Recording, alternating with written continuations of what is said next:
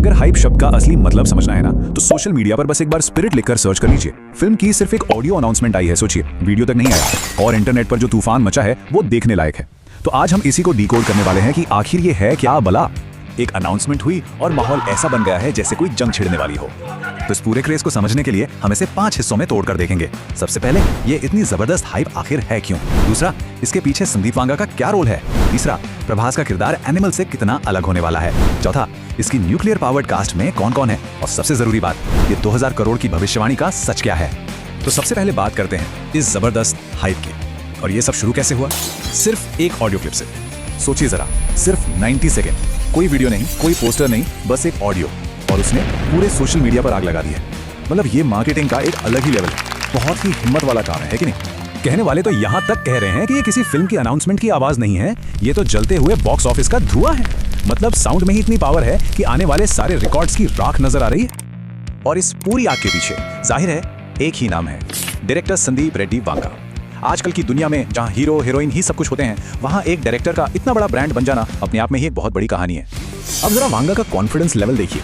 जब उन्होंने animal announce की थी तो लिखा था सुपरस्टार रणबीर कपूर, ठीक है, लेकिन अब स्पिरिट के लिए उन्होंने लेवल ही बढ़ा दिया। लिखा है इंडियाज बिगेस्ट सुपरस्टार प्रभास। ये सिर्फ एक टाइटल नहीं है, ये एक सीधा सीधा चैलेंज है, एक ऐलान है। चलिए अब आते हैं फिल्म के हीरो पर, प्रभास के किरदार पर। इस ऑडियो क्लिप में ना उनके कैरेक्टर को लेकर कुछ बड़े ही दिलचस्प इशारे दिए गए हैं। मतलब कहानी में एक अजीब सा ट्विस्ट है। एक तरफ तो वो एक आईपीएस ऑफिसर है, वो भी अपनी एकेडमी का टॉपर, और दूसरी तरफ वो एक कैदी है। सवाल ये उठता है कि एक टॉपर ऑफिसर आखिर सलाखों के पीछे पहुंचा कैसे? कुछ तो बहुत बड़ा हुआ होगा। और इस पूरे सस्पेंस का जवाब किरदार खुद एक लाइन में देता है, जो कि बहुत ही मिस्टीरियस है। वो कहता है, बचपन से मेरी सिर्फ एक बुरी आदत है। बस यही एक लाइन, यही एक आदत उसकी पूरी कहानी का सेंटर पॉइंट है, जिसकी वजह से आज उसकी यह हालत है। लेकिन रुकिए, कहानी सिर्फ प्रभास तक ही सीमित नहीं है। इस फिल्म की जो सपोर्टिंग कास्ट है ना, उसे भी बहुत सोच समझकर, मतलब स्ट्रेटेजिकली चुना गया है, ताकि इम्पैक्ट कई गुना बढ़ जाए। ऑडियो में जो आवाज सुनाई दे रही है, उससे साफ पता चलता है कि प्रकाश राज एक बहुत ही खड़ूस, नो नॉनसेंस पुलिस ऑफिसर बने हैं। वहीं कहा जा रहा है कि विवेक ओबरॉय के लिए ये एक जबरदस्त कमबैक होने वाला है। उनका एक तरह से 2.0 वर्जन देखने को मिलेगा। और इन सब के अलावा एक असली न्यूक्लियर धमाका भी कास्ट में शामिल है, और वो धमाका है डॉन ली। जो लोग कोरियन एक्शन फिल्में देखते हैं वो इस नाम को अच्छी तरह जानते हैं। अपने खतरनाक स्टंट्स के लिए मशहूर हैं, और सोर्सेज के हिसाब से तो वो इस फिल्म के विलेन हैं। मतलब कास्ट के लिए एक न्यूक्लियर बॉम्ब की तरह, जो एक्शन को एक नेक्स्ट लेवल पर ही ले जाएंगे। चलिए अब बात करते हैं उस चीज की जिसने सबको सबसे ज्यादा हैरान कर दिया है, और वो है इस फिल्म को लेकर की जा रही बॉक्स ऑफिस की भविष्यवाणियां। कहा यह जा रहा है कि जो काम राजामौली ने प्रभास के साथ बाहुबली में किया था, संदीप वांगा स्पिरिट में उससे 10 गुना 20 गुना नहीं, बल्कि 100 गुना बड़ा काम करके दिखाएंगे।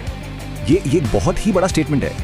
और बात यहीं खत्म नहीं होती, प्लान्स और भी बड़े हैं। सुनने में आ रहा है कि स्पिरिट 2 पार्ट्स में रिलीज होगी। पहले पार्ट का एंड एनिमल की तरह ओपन रखा जाएगा, ताकि दूसरे पार्ट के लिए जबरदस्त माहौल बना रहे। और कहा तो ये भी जा रहा है कि जब ये रिलीज होगी तो इसका मकसद इंडस्ट्री के बाकी सुपरस्टार्स को उनकी जगह दिखाना होगा। तो आखिर में एक ही सवाल बचता है, क्या स्पिरिट इंडियन सिनेमा के लिए एक नई छलांग साबित होगी, या फिर ये इंडस्ट्री का अब तक का सबसे बड़ा और सबसे महंगा जुआ है? खैर, इसका जवाब तो हमें वक्त ही देगा।